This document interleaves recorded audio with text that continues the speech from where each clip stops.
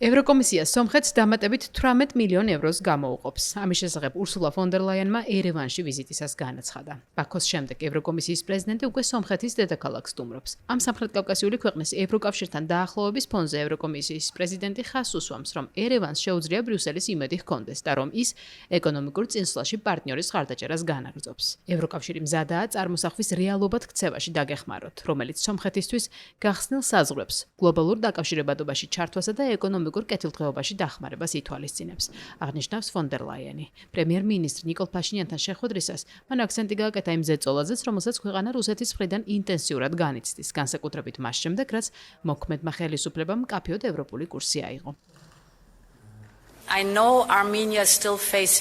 ვიცი, რომ სომხეთი რუსეთის მხრიდან კვლავაც განიცდის მნიშვნელოვან ეკონომიკურ ზეწოლას. სინამდვილეში ეს ეკონომიკურ იძულებასაც კი წარმოადგენს. მაგრამ დარწმუნებული იყავით, როდესაც ჩვენს პარტნიორებს ეს ზეწოლა იზრდება, ევროკავშირი მათ გვერდით დგას. ამასთან დაკავშირებით სპეციალური განცხადება მაქვს. პირველი იმაში მდგომარეობს, რომ მალე დამატებით 18 მილიონ ევროს მიიღებთ, რათა თქვენი ვაჭრობის გაძლიერებასა და დივერსიფიკაციას შეუწყოთ ხელი. მეორე, ჩვენ კიდევ ერთ ნაბიჯს ვდგამთ წინ და წარმოგიდგენთ წინადადებას ეგრეთ წოდებული ავტონომიური სავაჭრო ზომების შესახებ. ეს ნიშნავს ევროკავშირთან სომხეთის ექსპორტის თითქმის 80%-ის ლიბერალიზაციას. ეს ყველაფერი კი საბაჟო გადასახადის გარეშე. ამ გზით ჩვენ შევძლებთ ის პროდუქტები, რომლებიც ამჟამად ჯერ კიდევ ძლიერად არის დამოკიდებული რუსეთის ბაზარზე, გადავამისამართოთ და გავგზავნოთ ევროკავშირის ერთიან ბაზარზე, რომელიც 450 მილიონ მომხმარებელს აერთიანებს.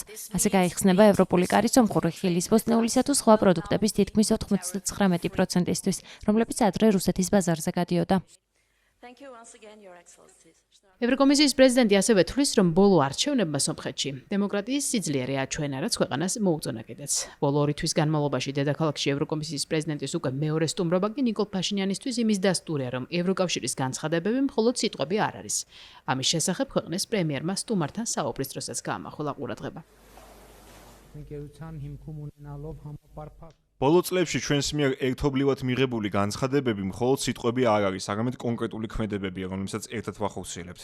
მაისში ერევანში გაიმართა ევროკავშირის სომხეთის პირველი სამიტი და ვფიქრობ ძალიან შთამბეჭდავია თუ როგორ ვახორციელებთ ჩვენ მიერ მიღწეულ პოლიტიკურ შეთანხმებებს. რა თქმა უნდა, ყოველთვის ცნობილი გარემოებებიც ხელს უწყობს იმას, რომ ჩვენს ურთიერთობებში ზოგიერთი პროცესი უფრო სწრაფად ვითარდება. თუმცა მეორე მხრივ ის, რასაც ვახორციელებთ, ჩვენი სტრატეგიული ხედვების გამოხატულებაა, რომლებიც შეიძლება ითქვას, წინა პერიოდში ჩვენი მრავალრიცხოვანი შეხვედრებისა და განხილობის დროს დავაფიქსირეთ. სულს მადლობა გადაგიხადოთ იმ მხარდაჭერისთვის, რომელიც ამ პერიოდის განმავლობაში გამოიჩინეთ. სომხეთის მხარდაჭერასთან დაკავშირებით არაერთი განცხადება გააკეთეთ. დღეს ეს განცხადებები პრაქტიკაში უკვე ხორციელდება ან განხორციელებულია. რა თქმა უნდა, ეს ძალიან შთამბეჭდავია და ასევე ზრდის სომხეთ ევროკავშირის თანამშრომლობისა და პარტნიორობის მიმართ საზოგადოების ნდობის ხარისხს.